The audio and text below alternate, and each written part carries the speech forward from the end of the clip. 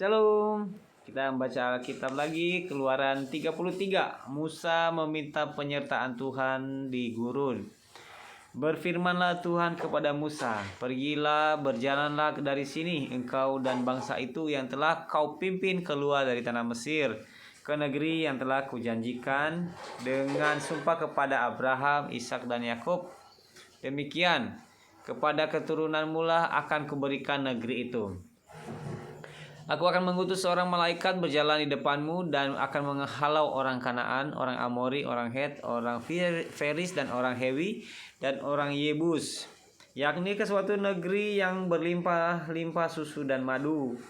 Sebab aku tidak akan berjalan di tengah-tengahmu, karena engkau ini bangsa yang tegar tengkuk, supaya aku jangan membinasakan engkau di jalan."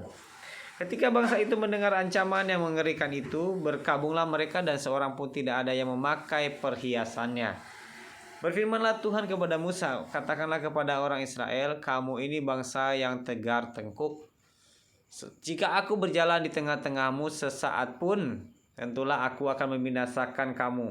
Oleh sebab itu, tanggalkanlah perhiasanmu, maka aku akan melihat apa yang akan kulakukan kepadamu." Demikianlah orang Israel tidak memakai perhiasan-perhiasan lagi sejak dari gunung Horeb. Sesudah itu Musa mengambil kemah dan membentangkannya di luar perkemahan, jauh dari perkemahan, dan menamainya kemah pertemuan. Setiap orang yang mencari Tuhan, keluarlah ia pergi ke kemah pertemuan yang di luar perkemahan. Apabila Musa keluar pergi ke kemah itu, bangunlah seluruh bangsa itu dan berdirilah mereka masing-masing di pintu kemahnya, dan mereka mengikuti Musa dengan matanya sampai ia masuk ke dalam kemah. Apabila Musa masuk ke dalam kemah itu, turunlah tiang awan dan berhentilah di pintu kemah, dan berbicaralah Tuhan dengan Musa di sana.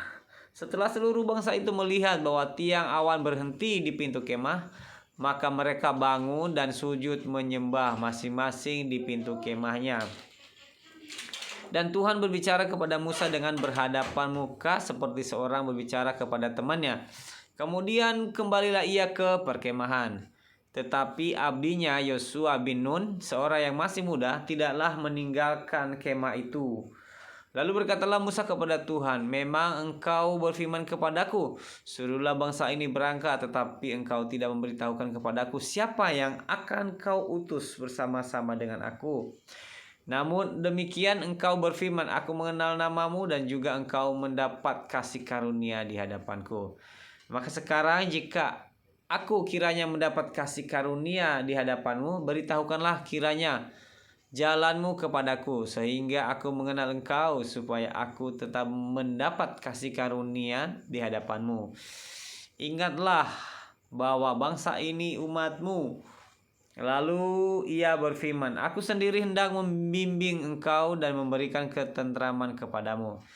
Berkatalah Musa kepadanya, "Jika engkau sendiri tidak membimbing kami, janganlah suruh kami berangkat dari sini. Dari manakah gerangan akan diketahui bahwa aku telah mendapat kasih karunia di hadapanmu, yakni aku dengan umatmu ini?